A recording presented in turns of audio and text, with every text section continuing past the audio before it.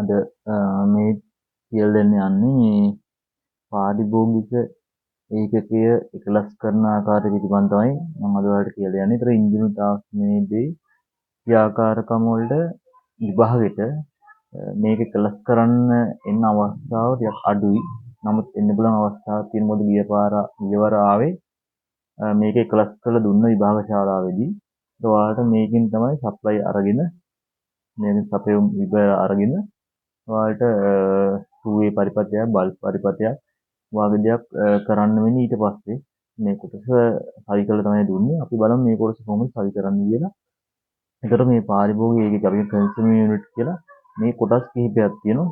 ඒතර මෙතන අයිසොලේටර් එක තියෙනවා වෙන්කරණය කියලා. ඒතකොට ඊට පස්සේ තියෙනවා RCCB කියලා. ඒ කියන්නේ ශේෂ ධාරා පරිපථ බිඳිනේ කියලා.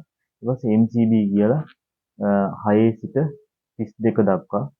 ඒතර මේක 6 මෙතෙන්ට එන්න පුළුවන් 10 ඇම්පියර් කියලා එන්න පුළුවන් මේ අතරමැදට 10 ඇම්පියර් එන්න පුළුවන්. ඒක 16 20 ඒ වගේ 32 එන්න පුළුවන් ඇම්පියර්. මගේ සම්බන්ධ කරලා දෙනවා MCB කියන්නේ සිඟිති පරිබඳ බිඳින කීපයක් සම්බන්ධ කරලා දෙන්න පුළුවන්. ඒකම පාරිභෝගික ඒකකයේ තවත් කොටස් කීපයක් තියෙනවා. භූගත නියදඬුව කියලා එකක් තියෙනවා. ඒකෙන් කරන්නේ භූගත අග්‍ර තියෙනවා නම් මෙතන සම්බන්ධ කරලා පොදු අග්‍රයක් විදිහට අපි කියන භූගත දණ්ඩක් හරහා පොළවට සම්බන්ධ කරන්න පුළුවන්. ඒ වගේම තවත් පාරිභෝගික කොටසක් තියෙනවා උදාසීන නියදඬුව. එතකොට එතෙන්ද තමයි අපි සම්බන්ධ කරලා තියෙන්නේ මේ සැපයීමේ තියෙන උදාසීන අග්‍රය සම්බන්ධ කරලා තියෙන්නේ මේ උදාසීන නියදඬුවට තමයි සම්බන්ධ කරලා තියෙන්නේ. ඒ වගේම මේකේ මේ පාරිභෝගිකයේ මේ වගේ කොටස් ප්‍රධාන කොටස් වර්ග තුනක් තියෙනවා. ඒතර මේක සැපයුම ලබා දෙන්නේ ඉහළ ප්‍රදේශයෙන්. ඒතර මේක දැනගන්න ඕනේ මේ පැත්තේ එක ඉලක්කම දාලා දෙනවා මේ පැත්තේ දෙක ඉලක්කම තියෙන්න පුළුවන්. සෑම විටම මේ වෙන්කරණේ සැපයුම ලබා දෙන්නේ දකුණු පැත්තට.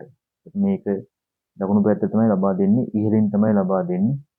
ඒ වගේම RCCB එකේ ඉහළ ප්‍රදේශයෙන් තමයි සැපයුම ලබා දෙන්නේ. මේෙන් ලබා ගන්නා අග්‍ර දෙක මෙතන සම්බන්ධ කරන්න ඕනේ. ඒ වගේම මෙතනින් එන උදාසීන අග්‍රය උදාසීන නියදඬුව හා සම්බන්ධ කරන්න ඕන.